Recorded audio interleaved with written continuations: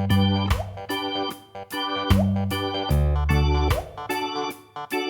hey hey, kenalin, nama gue Rehan. Ngomongin soal bulan puasa, biasanya nggak jauh-jauh dari iklan sirup March. Eits, nggak boleh sebut merek ya. Jadi menuju bulan puasa gini, biasanya gue jadi anak remas, alias remaja masjid. Pagi sekolah, malam selalu ke masjid. Ya, mau gue sih taunya gitu ya. Tapi di balik rajinnya gue ke masjid tiap malam, ada hal lain yang sebetulnya lagi gue kerjain. Lu pada penasaran kan? Nih, gue kasih tahu. Jadi rumah gue itu kan kebetulan memang gak jauh dari masjid. Kalau naik motor ya butuh 10-15 menitan lah ya kurang lebih. Biasanya gue selalu cabut ke masjid sebelum isya, alias pas persiapan mau sholat raweh. Gue pamit sama nyokap mau traweh dan biasanya baru balik pas mau sahur. Dan ortu gue gak akan nyariin. Secara mereka tahu gue bisa jaga diri. Sebagai remaja masjid, gue demen banget lele-lele sambil mabar di teras atau sekedar jagain kotak sedekah. Kan katanya apapun yang dikerjain di masjid bisa dapat pahala kan? Enggak ya guys ya, jangan ditiru. Oke, back to the topic. Gue malam itu berangkat ke masjid dan ketemu sama teman-teman gue kayak biasanya. Tapi malam itu teman gue sebut aja namanya Usep dan Ucup iseng ngajakin kita buat nyamperin ke pohon keramat di daerah rumahnya. Nanti malam kita ke pohon keramat yuk. Kan lagi puasa. Katanya setan lagi dirantai tuh. Si Usep nyeletuk enak banget. Tapi menurut gue make sense sih. Jadi kalaupun kita ke sana jangan ketemu setan. Soalnya kan lagi dirantai di neraka. FYI, di pohon keramat itu konon katanya di batang pohon itu ada bentuk kepala ular yang super gede. Gue jadi penasaran sih. Dan di bawahnya ada sumber mata air yang gak pernah kering. Jadi posisi pohon ini emang kayak di pojok gitu. Dan sekitarnya itu ada kali dan kayak apa ya? Kolam atau rawa gitu kali ya sebutannya. Nah, penduduk sekitar situ percaya kalau pohon itu adalah pohon keramat dan ada penunggunya. Makanya sesekali ada yang suka taruh sesajen di sana. Kayak ayam bakar, nasi liwet, kopi, dan es boba. Mungkin kalau yang ngasih sesajennya orang bule bisa kali ya stik atau spaghetti. Sebenarnya gue udah tahu soal ini cukup lama. Karena emang wilayah itu terkenal banget sama pohon keramatnya. Tapi emang belum pernah aja kesana buat lihat. Jadi malam ini gue sama teman-teman gue mau kesana. Sekitar jam 11-an malam, gue dan Ucup mampir dulu ke rumah si Usep buat siapin amunisi. Kayak ambil botol minum, buat nanti ambil air minum langsung dari sumber mata air yang katanya bisa bikin awet muda. Sama jaket dan payung, jaga-jaga aja siapa tahu dingin atau hujan kan. Oke, semua udah siap. Kita jalan kaki menuju si pohon keramat. Posisinya emang gak jauh dari rumah si Usep. Ya paling 5-10 menit aja tuh di jalan. Tempatnya ini ada di balik kosan tua dan deket kebun-kebun gitu. Pas banget di turunan. Dan kita mesti masuk ke dalam gang dulu sedikit. Sesampainya di sana, kita langsung ditemui sama pohon beringin besar yang di badannya itu beneran ada bentuk kepala ularnya. Bentuknya betulan gede banget dan jelas banget kalau itu beneran kepala ular. Kondisi di sana ya lumayan gelap lah ya. Kita nyalain senter dan jalan ngedeketin ke si pohon. Nih, lihat-lihat. Ada bekas-bekas sesajen beneran di sini, kata si Usep sambil semangat. Itu yang makan setan beneran apa tikus ya? Ciletuk gue keheranan. Sep, balik aja yuk. Gue takut beneran dah. Ucup si paling penakut udah ngerasa gak enak sama di tempat. Akhirnya kita explore itu tempat. Kita keliling banyak banget sisa makanan.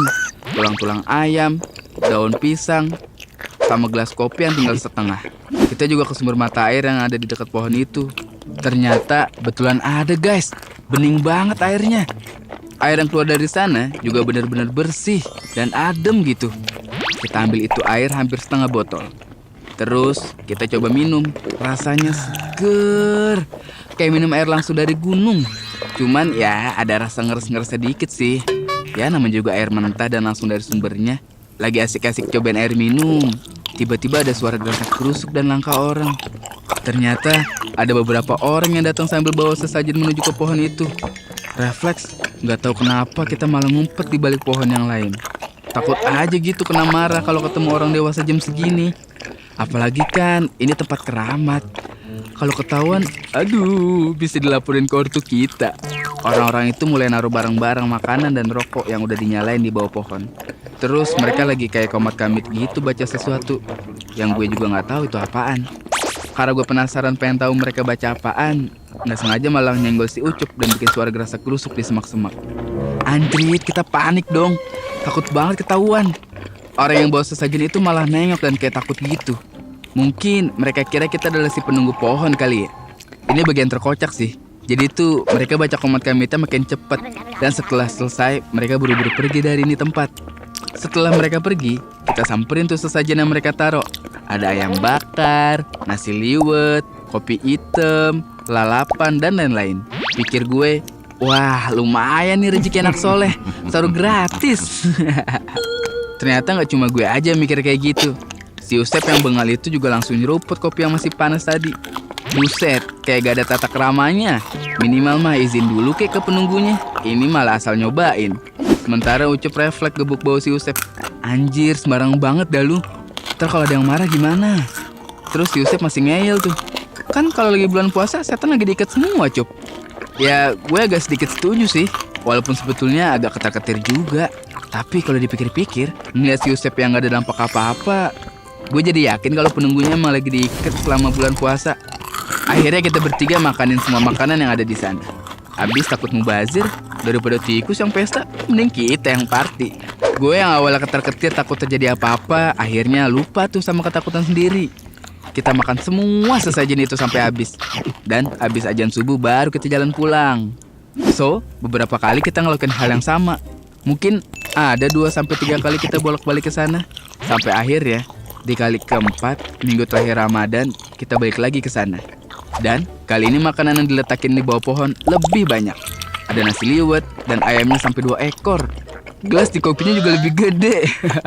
Ini mah porsi selamatan 1 RT juga bisa. Dan kali ini juga kita udah bawa minuman sendiri. Karena yang terakhir kita kesana seret banget. Makan nasi banyak tapi minumnya cuma dari kopi segelas. Mana cukup. Nah, malam ini ada sesuatu yang berbeda dari sebelumnya. Waktu kita lagi santap makanannya, sekitar ya jam 1-an lah, tiba-tiba ada suara gerasak-gerusuk dan langkah kaki beberapa orang. Gue, Usep, sama Ucup yang lagi sibuk mukbang, masing-masing gak sempet kabur tuh. Woi bocah sialan, jadi lu yang selama ini makanin tuh sesajen? Ternyata itu orang-orang yang sering naruh sesajen di pohon ini. Dan dia gak sendiri. Kali ini dia bawa tuh komplotannya. Rame lagi. Anjir. Karena gue takut dia apain, gue langsung ngacir tuh, kabur dari situ. Si Usep sama Ucup juga ikut ngacir di belakang gue. Ah, bodo amat. Yang penting selamatin diri sendiri aja dulu. Alhasil, kita keluar dari wilayah pohon keramat itu sambil lari-lari. Dan ternyata mereka ngejar dong. Mereka kesel banget pasti karena sesajen yang udah disiapin kita makanin terus. Jujur, ini lebih serem ketimbang ketemu setan. Karena gue takut mereka ngenalin dan inget muka kita. Kan bisa gawat kalau suatu saat ketemu di jalan. Gue gak tahu tuh udah jam berapa. Tapi kayaknya bentar lagi udah mau sahur deh. Karena lampu-lampu di rumah udah pada nyala. Karena gue takut mampus dikeroyok masa, kita lari tuh ke jalur yang lewatin masjid. Akhirnya kita masuk deh tuh ke masjid dan ngumpet di sana. Lumayan kan banyak teman-teman gue yang juga lagi pada nunggu sahur. Malam itu akhirnya kita selamat. Dan kita juga gak pernah balik lagi ke pohon keramat itu. Gue gak tahu deh tuh masih ada kegiatan naruh sajen di pohon itu atau enggak. Gue, Usep, dan Ucup sampai sekarang selalu ngakak kalau inget cerita ini. Karena buat kita momen itu yang paling membekas waktu kita remaja. Pesan gue sih, baiknya hal-hal yang berkaitan dengan goib kayak gitu jangan dibecandain. Bagus gue dan teman-teman gak kena masalah. Baik secara real atau goib. Yang kayak gini jadi contoh ya.